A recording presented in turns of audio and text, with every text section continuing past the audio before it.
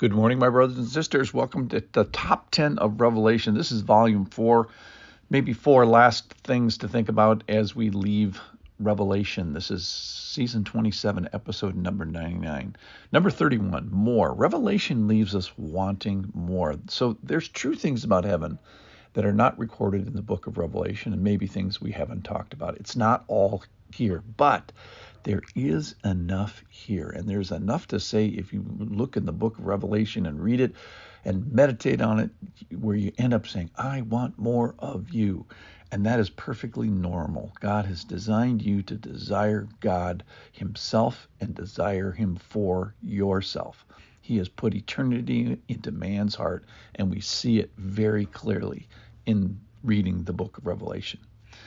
Number 32, the church. So God has always loved his church. Jesus will always love his church. And Jesus thinks about his churches specifically and individually. And we do not live here outside of his church. And we do not live there outside of his church. He is thinking about you in your interaction with the church here.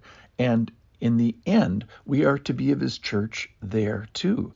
So my prayer is that God would give you an inordinate love for a particular expression of his church here. And then we're going to get one there automatically. Number 33, rewards. Heaven is a place of reward. He is a rewarder. That is his character of God. And our crowns cannot be understood outside of a relationship to Jesus's crowns and the thorn and the suffering and the death and the blood. No Jesus, no crown. But here's the point. If you do get a crown in heaven, a reward in heaven, do what everybody else is doing in heaven with it. They're casting it down. They're giving it back. They're offering it to the Lord. Number 34, imperfection. I love this about the Bible. As you read it, if you read the book of Acts, Paul gets it wrong with Barnabas. Peter fellowships wrongly with the Jews, and they correct themselves. And even in the book of Revelation, the last book of the Bible, John misworships twice. He worships angels twice. To credit of the angels, they don't receive that worship.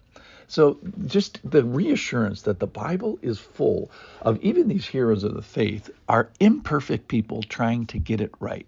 It starts with the first page. It ends on the last page. Adam, David, etc. And the comforting thing is, what does God have for you and me to correct today? God is in the refinement business. He does it all the way to the end of his book. Number 35. Face. We get the privilege in heaven of the citizenship of seeing his face. So we are meant to live with God forever in fellowship. And he gives us a new ability not to die when we see his face. So he gives us this ability to appreciate him, study him, and get to know him and enjoy him. And this critical aspect of Eden is restored. That is, that God is here. He wants us to see him, and that's where we will be. So the place that he has created is also the place created for you. The place created for you is also the place he's created for himself. He made a place that he and the people can be together, God with man, God with woman, just like Eden. So kind of leaving myself with a question, who did God make Eden for? Well, the easy answer is people. The second answer is he made it for himself. All right, number 36. Heaven is going to be interesting. There's going to be no churches. It's going to be lit by God. Nothing accursed is going to be there. We won't tire of it. There's going to be no more death. The big passage is from 21, verse 4. He will wipe away every tear from their eyes, and death shall be no more. Neither shall there be mourning or crying or pain, for the former things have passed away. So what's heaven going to be like? Your tear problem, your crying problem, which you can hear, is going to be solved. And why does he tell us this? He tells us this to excite our hope. Our world is one of tears. That world has no tears. So let's prepare ourselves by knowing it and imagining it and trusting in this future. So number 37, thirst. There's a river of life that flows out of the throne, and we're charged to come to the waters, with no money, come and buy it with money and without price. Buy it without money. So come to the water, everyone who is thirsty. Come buy and eat, everybody who has no money. Buy with the money he who is without price. And if I can get he who is without price without money, what's the cost? Well, it's he paid the cost. He came and bore all the big costs. I have a little cost, which is my coming. All right, number 38. We are immortal. Nobody ever dies. Everybody is immortal, the good guys and the bad guys. All people are resurrected, and God is in the resurrection business. And our judgment, which happens right after that, is based on our deeds or based on Jesus' deeds. You don't die at your first death. You don't die at the second death. And we all have perfectly appropriate consequences. Nobody in heaven claims that justice is not done. Now, they may wail. So the point is we need to act accordingly now. Let me just make one mention of evil.